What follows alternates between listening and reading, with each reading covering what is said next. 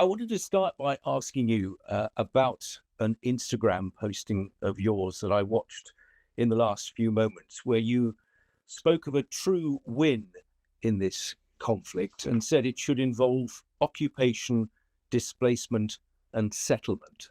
What do you mean? I mean justice. What I mean is very simple. Justice. The land of Israel belong to the people of Israel, only to the people of Israel.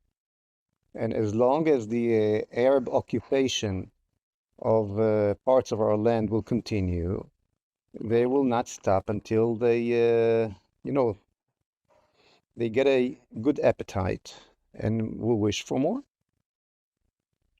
But when you say displacement, what are you saying should happen to the people who live on those lands now? And by those people, I'm referring to the Palestinian people. You're referring to who? The Palestinian people. I think we should start talking the truth. There is no Palestinian people. There is an Arab nation, which I respect as any other human being. But by using false names and creating false reality, we're not going to achieve any solution, definitely not a solution of peace. A little history lesson will show you immediately that there is no Palestinian nation. Where were those Palestinians in before the 1967 war, the Six-Day War? Did they ask for a Palestinian state in Judea and Samaria and Gaza when those territories were controlled by Arab countries, by Jordan and Egypt? No, they're asking for the last square inch of where is there a Jewish sovereignty at that moment. So this whole invention of Palestinian nation is a weapon in order to destroy the Jewish sovereignty on their holy land. That's the whole story here. So you will excuse me if I will not. If so I'm asking your, May I ask a question? 1 second. I'm just finishing. So you will excuse me if I will not compromise with this language that represents the biggest lie in the 20th century. There is no Palestinian nation. Okay, you have made that point and people will have heard it, and you know only too well that a lot of people listening to that will hugely run counter to what you have just said. I wanted to ask you about international law and the view it has of the situation we're currently describing.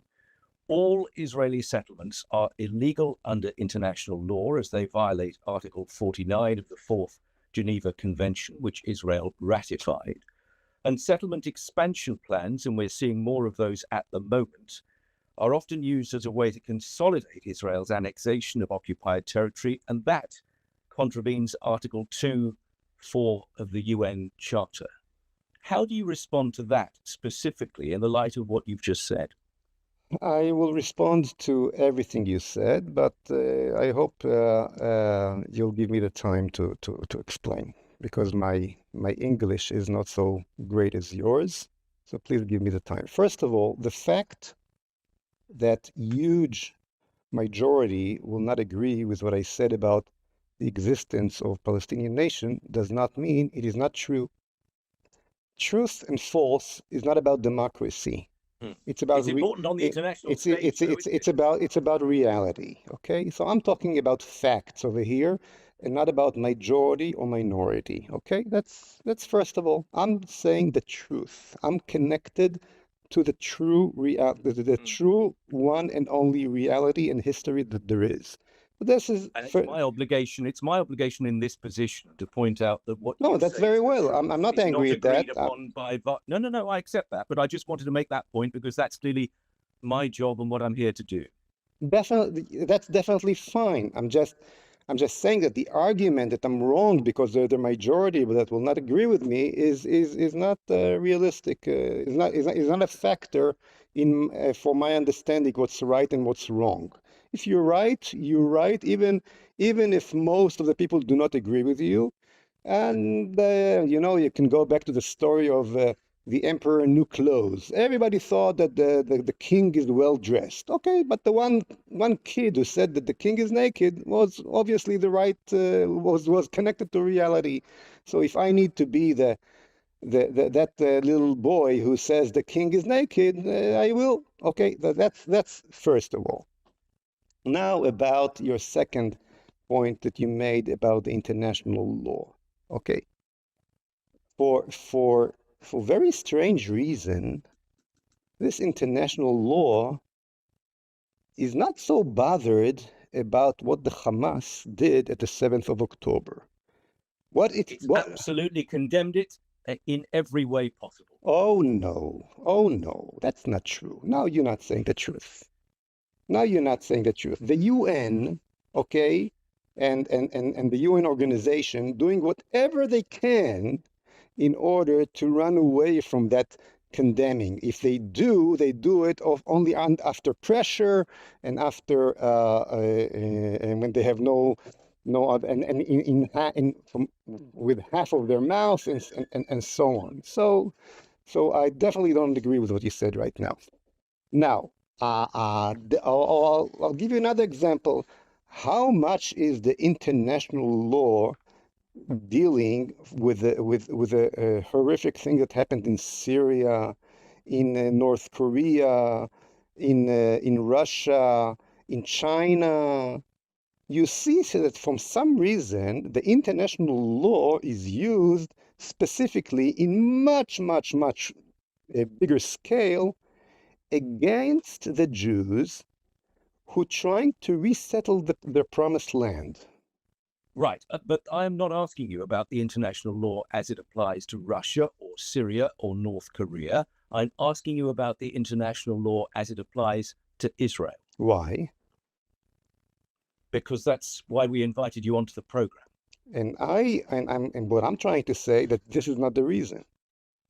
But the international law is another, just like the concept of Palestinian. It's a kind of weapon that you try to use, or language that you try to use because you have an agenda. Where it's comfortable for you, you use it, and when it's not comfortable, you don't use it. Now, it's the law agreed internationally. It's nothing to do with an agenda. It's what countless countries have sat down and agreed upon over many decades of dispute and discussion. Does that count for and for some reason, to the most horrific thing that happens all over the world, this law do not work. And when the Jews are doing the most moral thing in the world, coming back to their promised land that they never forget for 2,000 years, there's no nation that has a connection to a piece of land stronger than the Jews to the biblical promised land. And you're coming to me with this ridiculous concept of some international law which do not exist, by the way. It's all the difference between the international law and the regular law is that the international law refers only to those nations that, as you said, accept it on themselves. Now, you're right that Israel, unfortunately, accept this ridiculous code on itself, and it should stop doing so. Geneva Convention. Yes, and it should, and what I think that was a terrible mistake of my country. Okay. Fine, you have made that abundantly clear. Can I go back to where I began? Yes. This word displacement. I know you won't accept that these people are Palestinians. For the sake of this question, would you mind at least acknowledging the existence of people who are not Israelis on that land? What should happen to them if your displacement policy is put forward? Okay, right now in Gaza, there are 800,000 Arabs left. Some of whom are starving. Will you listen to me till the end? Right now, there is no 2 million, no 1 million. There are 800,000 Arabs in the Gaza Strip right now. And the only reason that they are still there and they're not leaving as the huge majority of their neighbors wished to do and did, and actually paid before the 7th of October thousands of dollars to leave this place and find their future in a much better place. The reason why they don't leave is because different forces all over the world don't want to let them leave because of a political agenda. They Right. would love to leave the Why should they place. leave? Why should they leave? It's their home. They live there. They should leave because it's a terrible place for them. And most of them, if you the fact is that that they left in the last. No, they're still there. There are hundreds of thousands of them still there.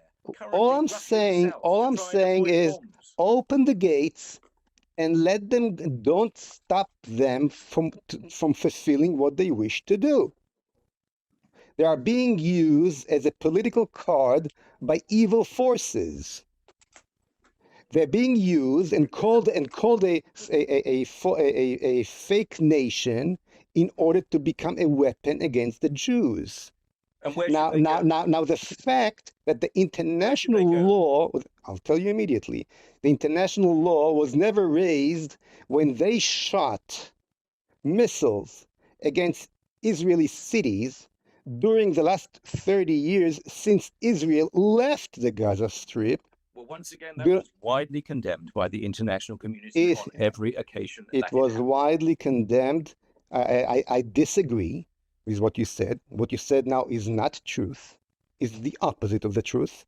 It was not wildly condemned. Basically, the world accepted.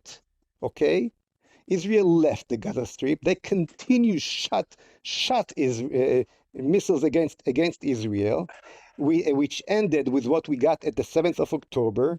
And all this interview right now is about the bad Israelis and not the bad real occupiers that took our land and murder and raped and did what they did at the 7th of October, this is ridiculous. You putting yourself, my dear friend, on the evil side of humanity right now, at the way this interview is happening, because all this interview, and you cannot say it's not, it's about how bad the Israelis are and how difficult it is for them. Well, these people, these people, let me just finish that. These people voted, 80% of them voted for Hamas. This is not an organization separated from the people of Gaza. The people of Gaza are Hamas. Totally Hamas, okay? They're not totally Hamas. They all responsible. You are wait. So let me ask you a question. Don't you have any kind of responsibility to the leadership you're voting for? Let me ask you about. Why don't you answer? Because I'm asking questions rather than answering them. Let me ask you about where you think all of those people should go if they were to leave along the lines that you described. Exactly, we're about 1 million left already. Okay, they decided to go to Dubai. They decided to go to Europe. Many of them going to Turkey. They have 22 Arab countries that talk their language. The British Empire already cut the land of Israel to two in the 20s, when it was actually Winston Churchill before the war, and created a Palestinian state on the land that was supposed to belong to the Jews on the eastern side of the Jordan River. It's called Jordan today. They have the whole world to go to. Definitely all the Arab world to go to. The Jews have only one place, and this is the land of Israel. Right. And this is the land of Israel. Create thousands upon thousands of refugees, and then see what happens. And you hope they'll be okay. That's roughly where we're coming from on that, as far as I can tell. You don't say just throw this sentence and continue. My obligation is to care about my people. Let me tell you something very simple. There was no Nukhba forces that crossed the channel in 1930 in World War II from France, German Nukhba forces that slaughtered kids in London and raped women in any other city of England, and yet you, the British people, burned to ashes every German city you could get to, including men, women, and children. You are the last one to come with any complaints to us when we wish to take care of our own people, our own nation, on our only little land, holy land that we got here in the Middle East. Can I ask you about the situation on the West Bank specifically? Again, I'm going to course. quote United Nations figures, which you may contest, but that's obviously for you to do if you choose to. But according to the United Nations Office for Humanitarian Affairs, and these are figures between the 7th of October and the 20th of February this year, there have been settler killings of 8 Palestinians, 111 injured, and the displacement of more than 1,200, including nearly 600 children. 561 incidents of Israeli settler attacks against Palestinians in that time. You know, I hear those figures and I laugh. I really laugh. It is it's so ridiculous. It's so ridiculous. Never happened. First of all, never happened. It was it is so ridiculous. You have here killers. It's like I don't know even where to start. I don't know where to start. Look, if a raper catching a woman and she's screaming and yelling and she's biting his finger, okay, and then you say she was violent. This is what you do right now. This is what you do right now with these questions. Let me put the figure to you. The figures. Why should you lie again? Why should you lie again? Yes, you are. You're lying to your people. Listen, I live here. No, but the United Nations, that you're quoting, basically are on the evil side today. You're helping the terror. You're helping terror. You can quote for today. Look. There must be a realistic base that we are talking and referring to. The United Nations is not a realistic base. The United Nations is more part of a terror organization today. What are you talking about? The murder, listen to me good, mister. The terrorists coming from the Arab side, the attackers, the killers, the slaughters, what are you talking about? What are you talking about? I live here. I see what happens here. Look, I'm willing to answer all your questions, but if you're putting a big lie like that on the table as a fact, there's nothing to discuss. I attributed it to the United Nations, who say that 503 Palestinians have been killed in the West Bank. I'm sorry for using this language. This is the biggest bullshit I heard for so many times, so long that I cannot even refer to it. Okay, the situation here is exactly the opposite. Exactly the opposite. Now, if you want to live in dreams which fits your imaginations, fine, go ahead. I'm telling you that the situation is 100%, 180 degrees opposite.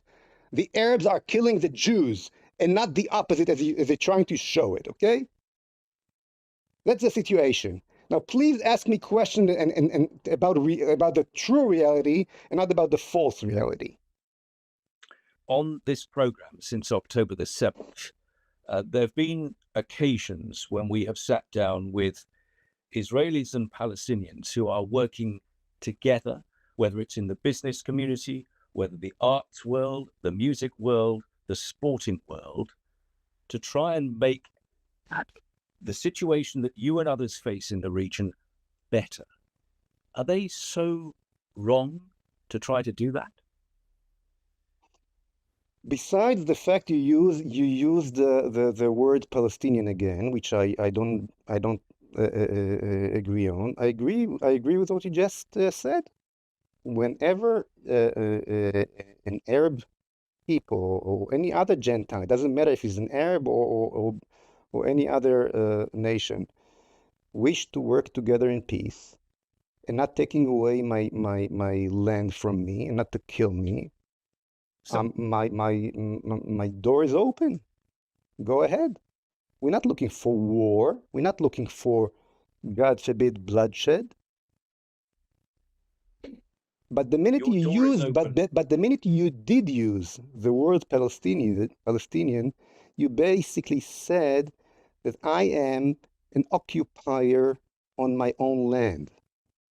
That the land belonged to different nation.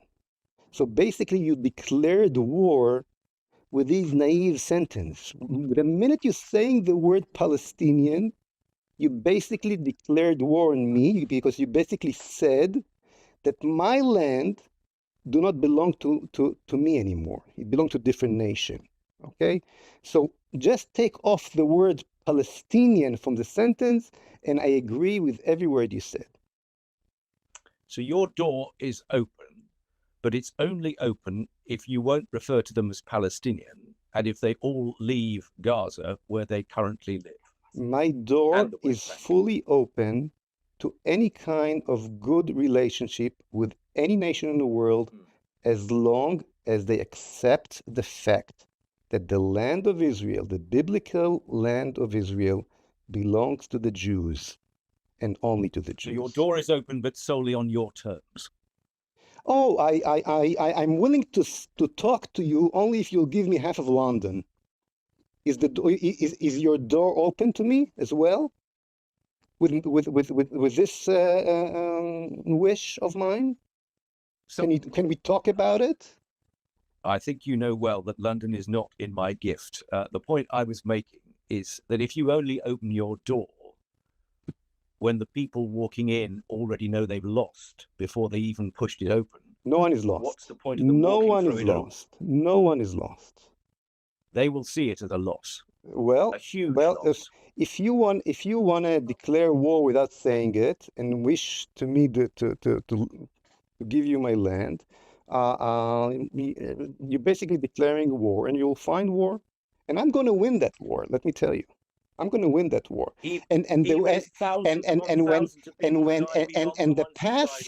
path you're taking, that definitely represented in this interview, the path you're taking will promise that the war will never end, the bloodshed will never end, and one of the forces that will be responsible for it is the BBC.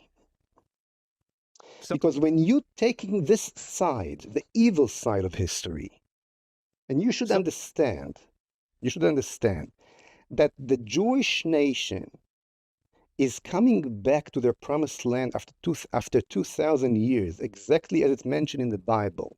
Okay, it's a biblical move. What's happening right now? It is a promise. It's a moral promise and moral direction for the redemption for the entire humanity.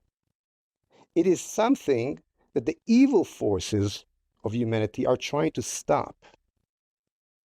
You should understand that the reason why the Balfour Declaration was given from the first place was exactly because of that.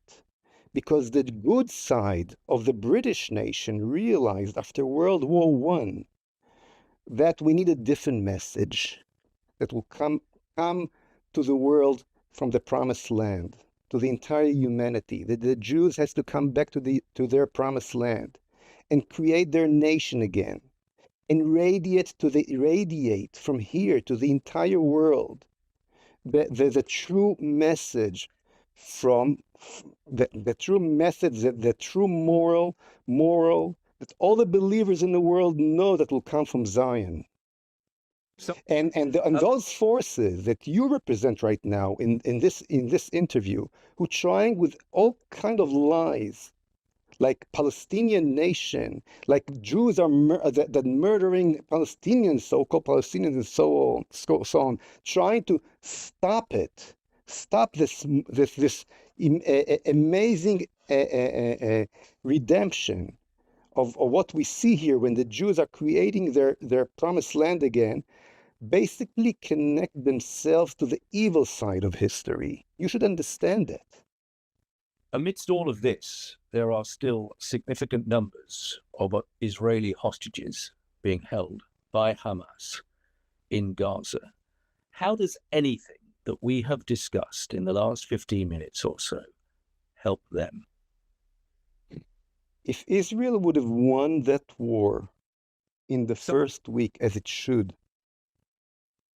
react just as you, the British people, acted in Dresden, in Hamburg, just as the Americans acted in Hiroshima and Nagasaki, show the evil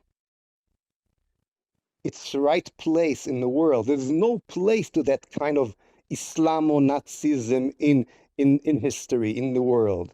If Israel would have acted the way it should have, the war would have been behind us already after the first or the second week, because the IDF is much stronger, and then there would have been no humanitarian, so-called humanitarian aid to who? To the Hamas. No fuel. No, because you cannot breathe in these times. You talked of Hiroshima, of Nagasaki, of Dresden. We did not. We do not need to do this. Excuse me for not explaining. All we needed to do is to close the water, close the gas, close the electricity, and let them come out of the tunnels with the refugees asking for mercy and for their lives. Instead of that, we did exactly the opposite. Stupidly. Punishment, in other words, collective punishment. What do you people living in Gaza were punished? Who do you think the war is against? Excuse me, who's the enemy? Who is the enemy? Everyone living in Gaza. When you fought against the Germans, you fought against the Luftwaffe or against Germany? Answer me. If Churchill, if your prime minister in World War II, when you were attacked by the German Luftwaffe, would tell the British people, we have a war against the Luftwaffe, who would have won the war? You or the Germans? Answer me. On one hand, you're telling me that they are a nation. On the other hand, and on the other hand, when this so-called nation voting by huge amount of 80% for Hamas, you're saying no, they're not Hamas. They're good people. There are some organic aliens that came from Mars named Hamas, and the problem is with them, not with the poor people of Gaza. You understand the problem. I'll tell you two things. First of all, the way to release them, I told you already. Okay? And yes, the war is against every human being that voted for Hamas, that made Hamas his leadership. The war is against the people of Gaza. That's the war. The fact that we're talking about Hamas is another kind of lie, and that's why the war never ends. This is first of all. Now, in wider scale, a true leader of Israel should think about the hostages of next year. You know why we got all these hostages? Because we released terrorists in all kind of deals before, including Sinwar himself, who sat in Israeli prison. So sometimes leaders have to think of the interest of the entire nation and not only of the individual, and this way they saving lives in the future. So your answer lays between these two corners. Okay. I think we'll draw the conversation to a close. Thank you so much for your time, Mr. You're very welcome. Much Thank you. appreciated. Bye. I wish you well. Take care. Thank you. Bye bye.